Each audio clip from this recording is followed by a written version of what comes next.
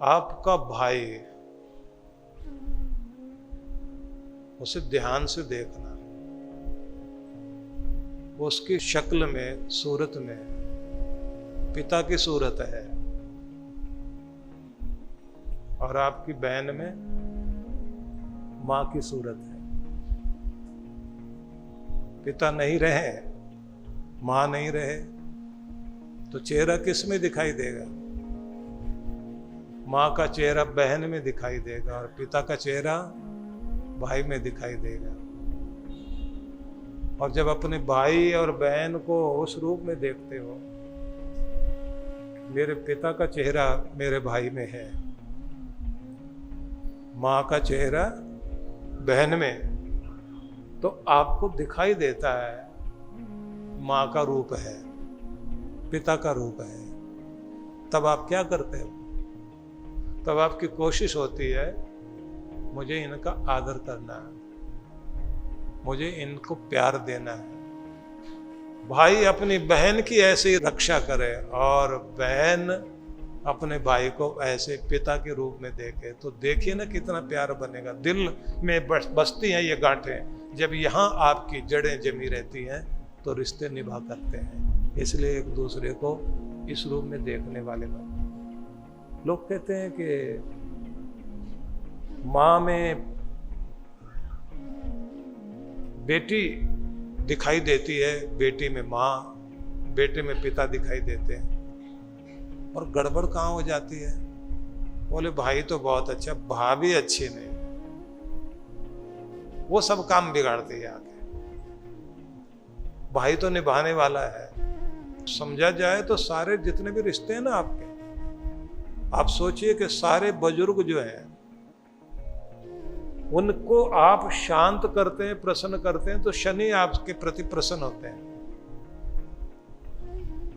कहा जाता है जाकर के कि उन लोगों के पास जाओ जहां पर जो है वृद्ध लोग रह रहे हो, उनकी सेवा करो जाकर के, तो आपके ऊपर शनि का जो भी दुष्प्रभाव चल रहा हो, मतलब काम बिगड़ रहे हो, बात बनाने जाओ तो और बिगड़ जाती हो, कर्जा सिर पे चल रहा हो, चीजें बेकार होती जाए, तो कहते हैं बुजुर्गों के आशीर्वाद, उनको प्रसन्न करें। सारे रिश्ते नातों में ही तो आपकी चीजें बसी हुई हैं। जिन लोगों के लिए ये कहा जाता है कि उनके ऊपर कोई शुक्र की महादशा चल रही, तो बोला जाता है जाओ जहाँ पर अंध महाविद्यालय है या जिन हॉस्पिटल में जो है नेत्र चिकित्सा होती है, वहाँ दवाइयाँ दे के आओ। विचित्र परंपराएं हैं। तो आप कुल मिलाकर देखें तो आपके रिश्तों के साथ ही आपकी दुनिया बसी हुई है। और पुराने ऋषियों ने एक बात कही है कि प्रत्येक व्यक्ति के ऊपर 3 ऋण तो है ही।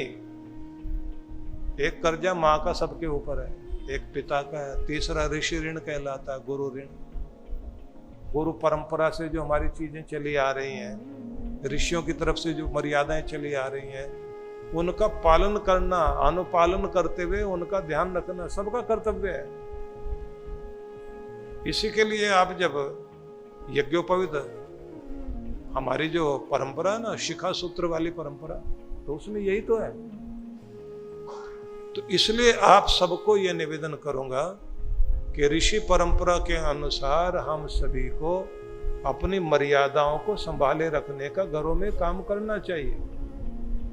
घर के अंदर नियम बना लो, इतने बजे उठना, इतने बजे सोना, ऐसे। उसके बाद में प्राणायाम, योग, ध्यान सब ये करके पूजा पाठ करेंगे, कोई अच्छी पुस्तक पढ़ेंगे, गुरुजनों का स्वरूप ध्यान में ला करके उनको मत्था टेकेंगे।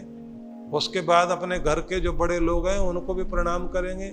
जिह्वा को सबसे पहले पवित्र करना चाहिए आपको। सुबह वाणी में परमात्मा का नाम बसाओ, शुभ दृष्टि रखो, अच्छी चीजें मतलब भगवान के दर्शन करना और शुभ चीजों का चिंतन करना, अपने आप को स्वच्छ करना, मन को स्वच्छ करना, तन को स्वच्छ करना, बुद्धि को पवित्र करना और ध्यान जरूर करना।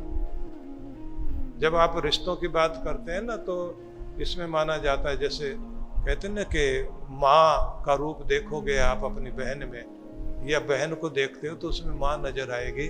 ऐसे ही जब अपने भाई को देखोगे तो उसमें पिता का रूप नजर आएगा। ऐसे कहते हैं अपने इष्ट देव का रूप देखना है तो अपने गुरु के दर्शन करो। गुरु में इष्ट देव के दर्शन है।